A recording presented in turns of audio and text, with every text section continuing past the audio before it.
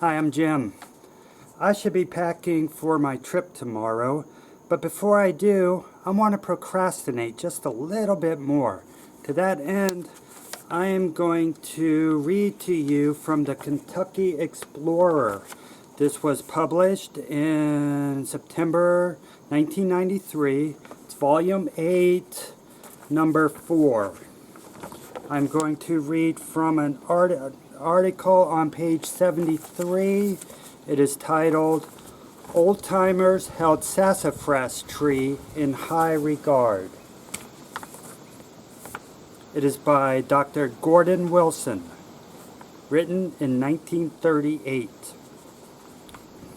Just as pumpkin pie is appropriate to November and plum pudding to Christmas, sassafras tree is the ideal thing for, I read that wrong, sassafras tea is the ideal thing for early spring. The earliest visitors to America were struck with this dramatic tree they found growing here and at once believed it endowed with great medicinal virtues. Some of the early explorers carried home a cargo of sassafras. If these people could have come inland a few centuries later, they would have found enough for several cargoes, especially on worn-out hillland where only sassafras and persimmon bushes are hardly enough to grow.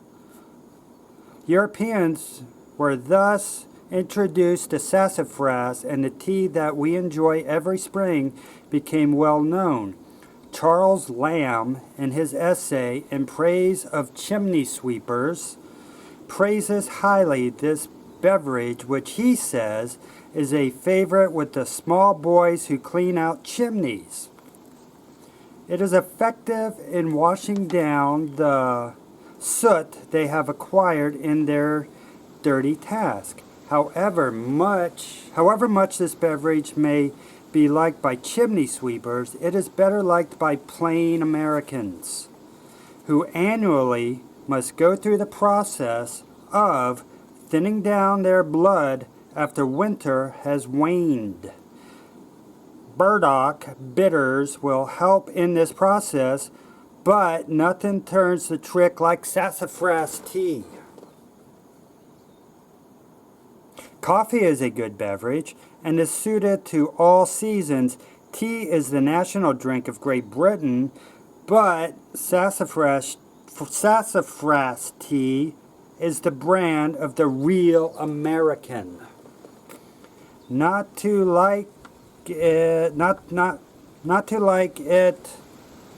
subjects one to a strong suspicion of disloyalty to the principles for which our ancestors fought.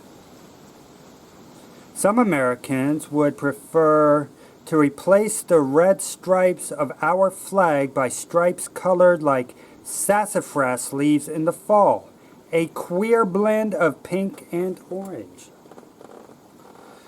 Tea is the poetic side of the sassafras bushes to be cut in the spring before the plowing starts. Look around you today and take note of the great men.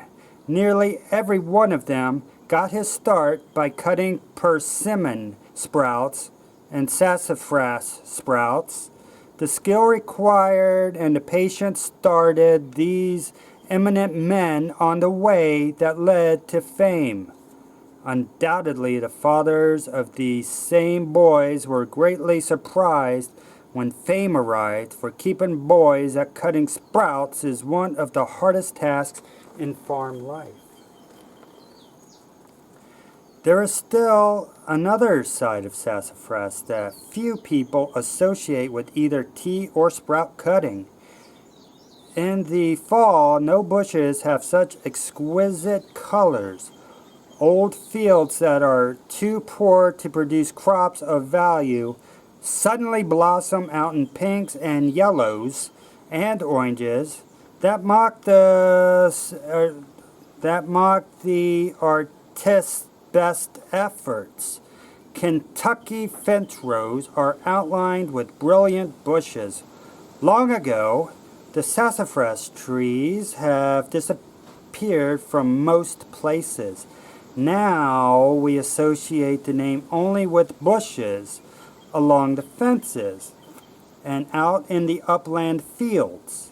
No color of autumn is more distinctive than that of the sassafras leaves. No flavor is more distinctive in spring than the aromatic sassafras tea. Just why the bush and its various virtues have never found their way into poetry is a puzzle to me.